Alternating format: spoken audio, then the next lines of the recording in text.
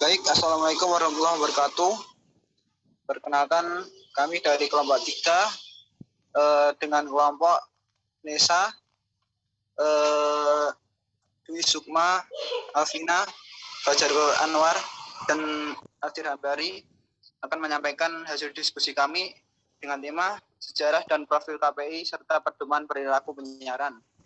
Baik, dari materi yang pertama akan disampaikan kepada Saudari Sukma. Waktu dan tempat kami persilakan.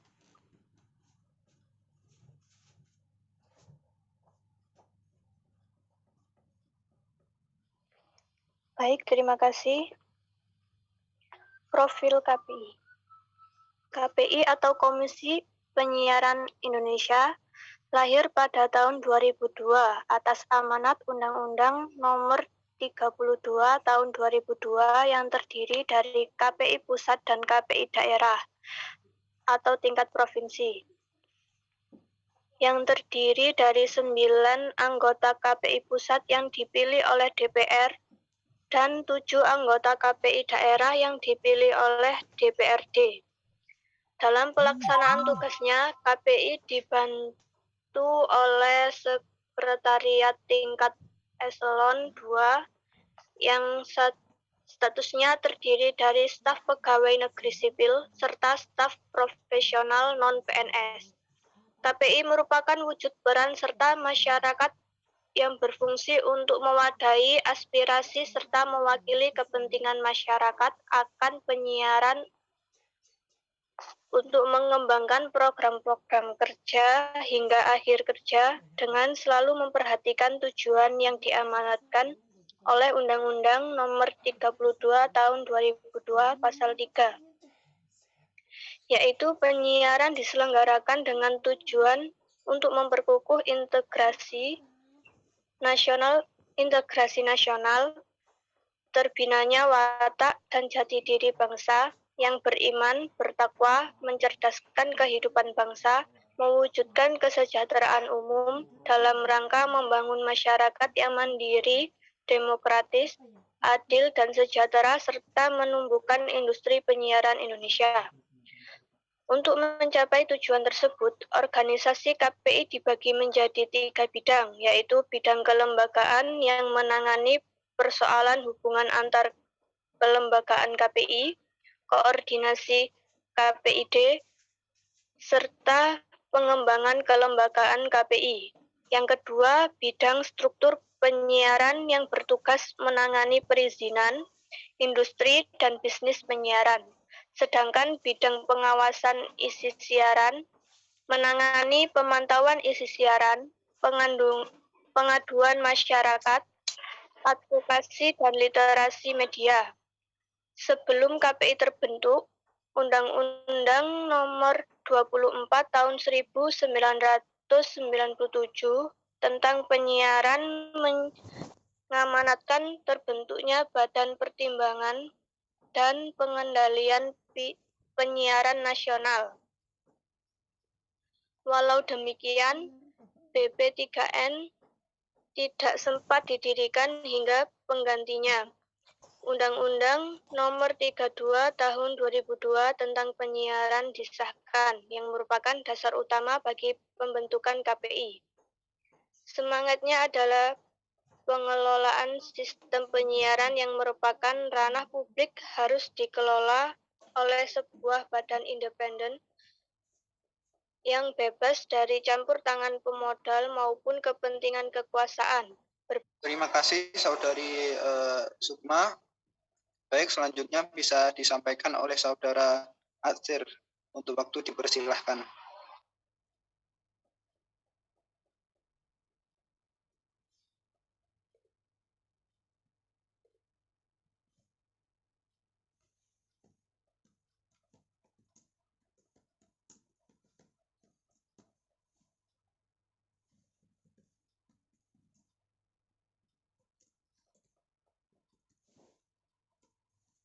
Adir Hambali.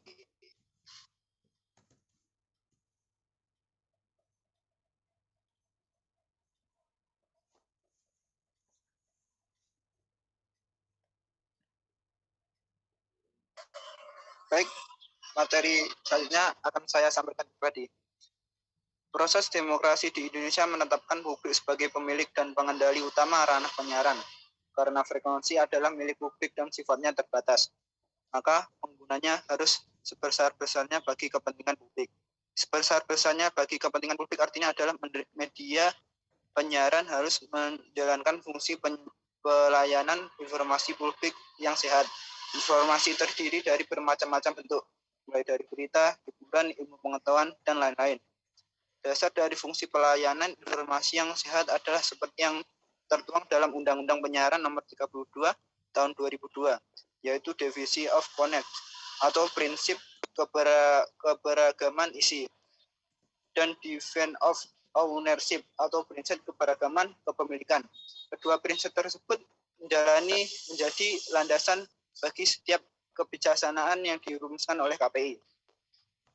Pelayanan informasi yang sehat berdasarkan prinsip keberagaman isi adalah tersedianya informasi yang beragam bagi publik, baik berdasarkan jenis program maupun isi program. Sedangkan isi keberagaman kepemilikan adalah jaminan bahwa kepemilikan media massa yang ada di Indonesia tidak terpusat dari monopoli oleh segelintir orang atau lembaga tertentu. Prinsip ini juga menjamin iklim persaingan yang sehat antara pengelola media massa dalam dunia penyiaran di Indonesia. Apabila ditelaah secara mendalam, Undang-Undang Nomor 32 Tahun 2002 tentang penyiaran lahir dan dua semangat utama. Pertama, pengelolaan sistem penyiaran harus berbagai kepentingan karena penyiaran merupakan ranah publik dan digunakan sebesar-besarnya untuk kepentingan publik. Kedua adalah semangat untuk menguatkan identitas lokal dalam semangat ekonomi, semangat otonomi, dan sistem siaran berjaringan. Baik, materi selanjutnya akan disampaikan oleh Alvina.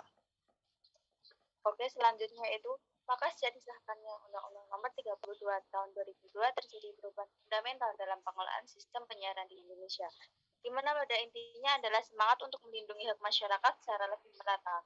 Perubahan paling mendasar dalam semangat UU ini adalah adanya limited transfer of authority dari pengelolaan penyiaran selama ini merupakan hak eksklusif pemerintah kepada sebuah badan pengatur independen atau Independent Regulatory Body bersama Komisi Penyiaran Indonesia atau KPI. Independen ini dimaksudkan adalah untuk mempertegas bahwa pengelolaan sistem penyiaran yang merupakan ranah publik harus dikelola oleh sebuah badan yang bebas dari intervensi modal maupun kepentingan kekuasaan. Belajar dari masa lalu di mana pengelolaan sistem penyiaran masih berada di tangan pemerintah atau pada masa sistem penyiaran sebagai alat strategis tidak luput dari kooptasi negara yang dominan dan digunakan untuk melanggengkan kepentingan kekuasaan. Sistem penyiaran pada waktu itu tidak hanya digunakan untuk mendukung hegemoni rezim terhadap publik dalam penguasaan wacana strategis, tetapi juga digunakan untuk mengambil keuntungan dalam kolaborasi antara segelintir elit penguasa dan penguasa. Selanjutnya saya kembalikan kepada moderator. Baik, terima kasih saudari Alvina. Selanjutnya bisa dilanjutkan oleh Nesa. Monggo. Selanjutnya, pedoman perilaku penyiaran. Pedoman perilaku penyiaran adalah ketentuan-ketentuan bagi lembaga penyiaran yang ditetapkan oleh Komisi Penyiaran Indonesia sebagai panduan tentang batasan perilaku penyelenggaraan penyiaran dan pengawasan penyiaran nasional. A.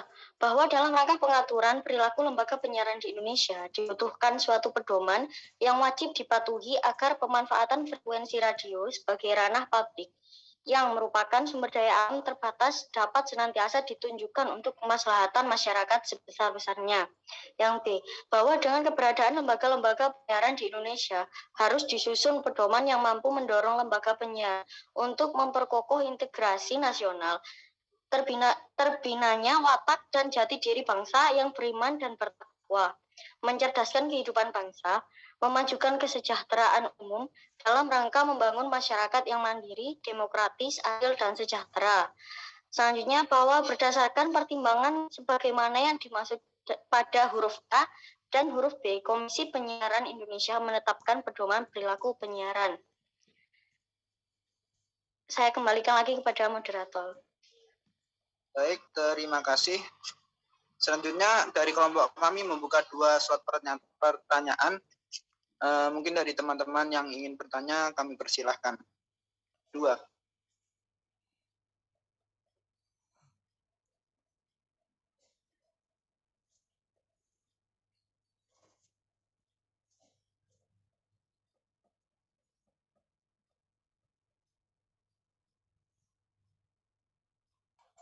Izin bertanya. Baik, silakan. Bagaimana upaya KPI dalam mengatasi adanya tayangan yang tidak sesuai dengan standar program penyiaran? Mungkin seperti itu. Terima kasih. Terima kasih Mas Yuda. Baik, satu pertanyaan lagi. Monggo.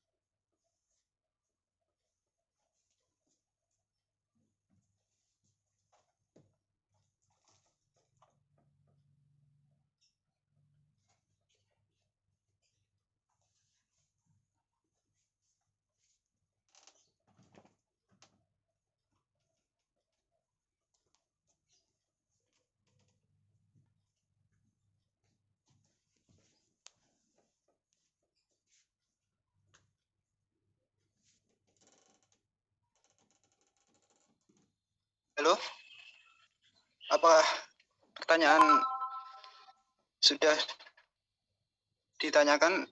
Maaf, sinyal saya baru putus.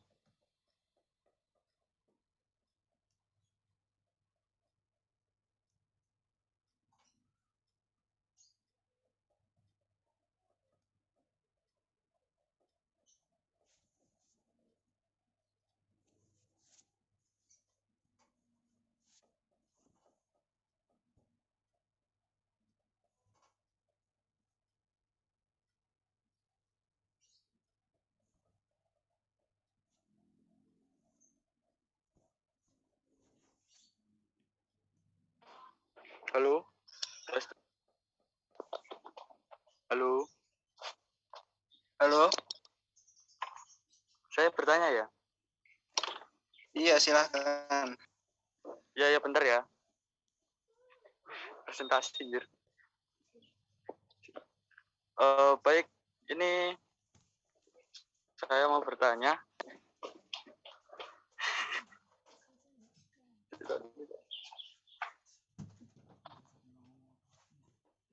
Apa yang menjadi dasar penegakan hukum pidana terhadap lembaga penyiaran televisi yang menyiarkan pornografi? Dan siapakah yang berhak melaporkan hal tersebut? Bisa terdengar? Bisa. Baik, terima kasih Mas Dimas. Teman-teman, izinkan kami untuk berdiskusi sebentar.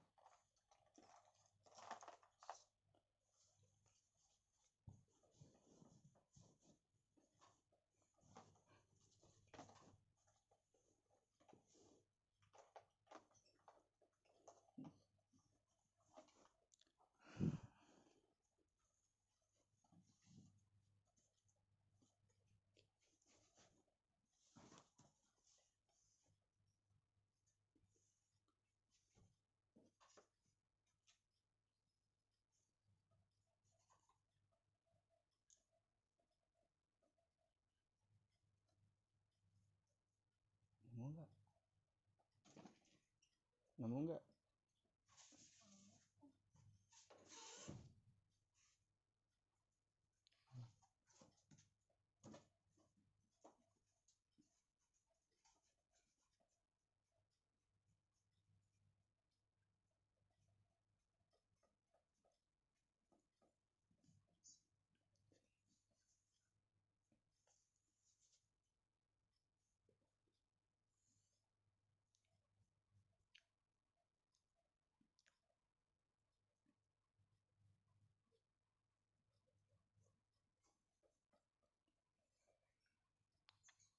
Baik, kelompok kami akan menjawab pertanyaan pertama dari Dimas Yuda. Kepada Mas Adsil Hambali dipersilahkan. Baik, saya akan menjawab pertanyaan dari Dimas Yuda.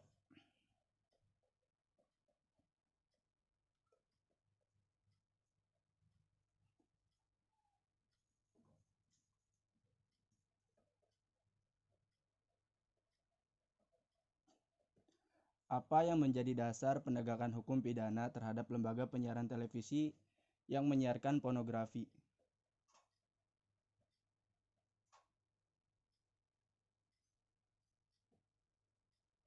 Salah ding. Bagaimana upaya KPI dalam mengatasi adanya tayangan yang tidak sesuai dengan standar program penyiaran?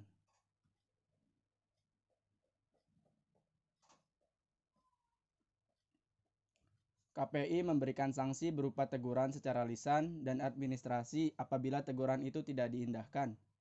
Maka KPI berhak mengurangi durasi tayang yang dinilai melanggar aturan atau KPI melakukan pemberhentian sejenak untuk tidak ditayangkan kepada publik. Kemudian KPI menetapkan standar program siaran, terus menyusun peraturan dan menetapkan pedoman perilaku penyiaran, mengawasi pelaksanaan peraturan dan pedoman perilaku penyiaran serta standar program siaran, memberikan sanksi terhadap pelanggaran peraturan dan pedoman perilaku penyiaran serta standar program siaran, melakukan koordinasi dan kerjasama dengan pemerintah, lembaga penyiaran, dan masyarakat.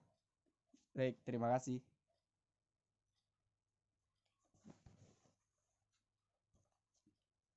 Terima kasih. Untuk pertanyaan selanjutnya akan dijawab kepada saudari Alvina.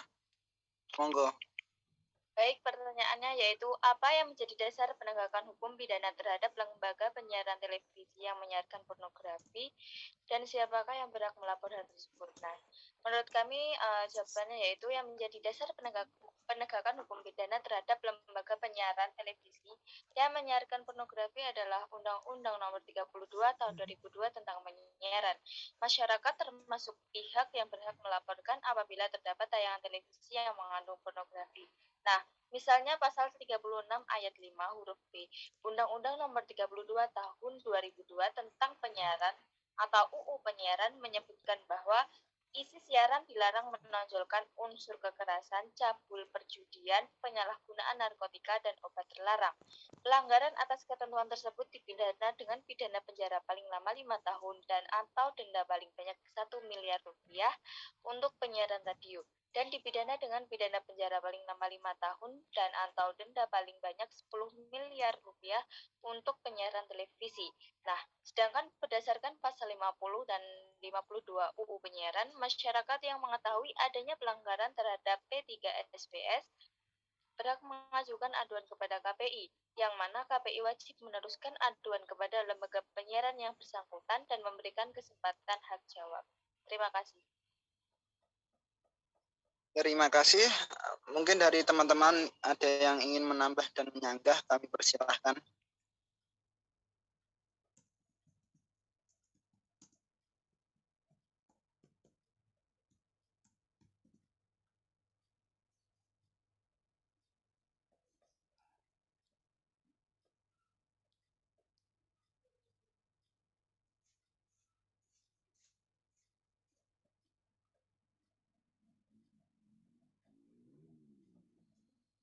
Tidak ada?